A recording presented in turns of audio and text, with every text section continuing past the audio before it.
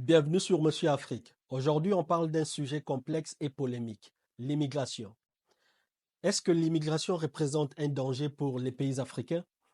Quand on parle d'immigration africaine, on pense souvent à l'immigration vers l'Europe ou l'Amérique du Nord. Mais qu'en est-il de l'impact sur les pays africains eux-mêmes? On va explorer ensemble cette question cruciale. Commençons par la fameuse fuite des cerveaux. Chaque année, des milliers de jeunes diplômés quittent l'Afrique pour travailler ou étudier à l'étranger. C'est une énorme perte pour les continents, notamment dans des secteurs essentiels comme la santé. Par exemple, au Nigeria, il y a un médecin pour 5000 habitants, alors que dans les pays développés, c'est environ un pour 250. La conséquence? Des systèmes de santé en crise dans des pays comme le Ghana et le Nigeria.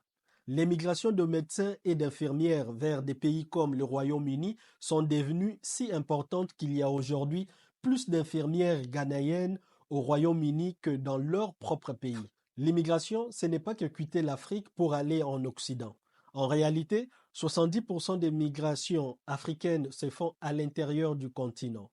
Des pays comme l'Afrique du Sud ou la Côte d'Ivoire accueillent chaque année des milliers de migrants, souvent pour travailler dans l'agriculture ou l'industrie.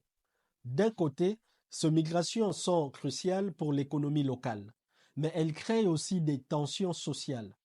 En Afrique du Sud, l'arrivée des travailleurs étrangers a conduit à des violences xénophobes, des épisodes dramatiques qu'on ne peut ignorer.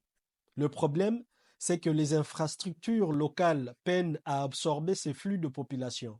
Il y a aussi des migrations que les gens ne choisissent pas. Des millions d'Africains sont déplacés chaque année à cause des conflits ou des crises climatiques, notamment dans des régions comme la Corne de l'Afrique et le Sahel. Ces migrations forcées mettent une pression énorme sur les pays voisins qui accueillent ces réfugiés. Prenons l'exemple de l'Ouganda qui accueille plus d'un million de réfugiés sud-soudanais.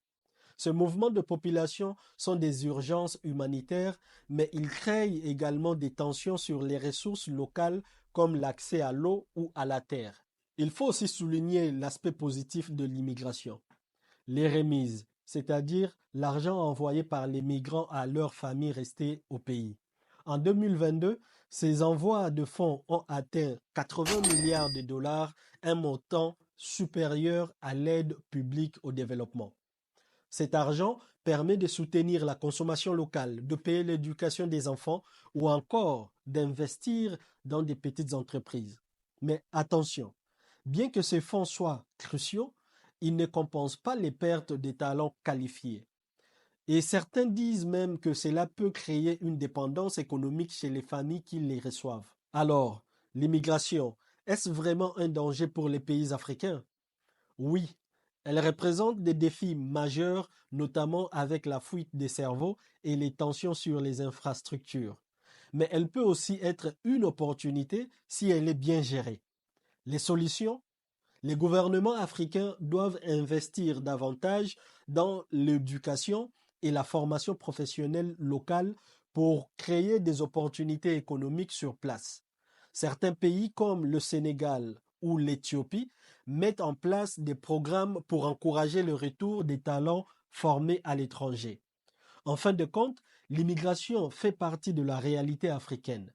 Ce n'est ni entièrement un danger, ni une simple opportunité. Ce qui compte, c'est comment les pays africains sauront en tirer parti pour favoriser leur développement.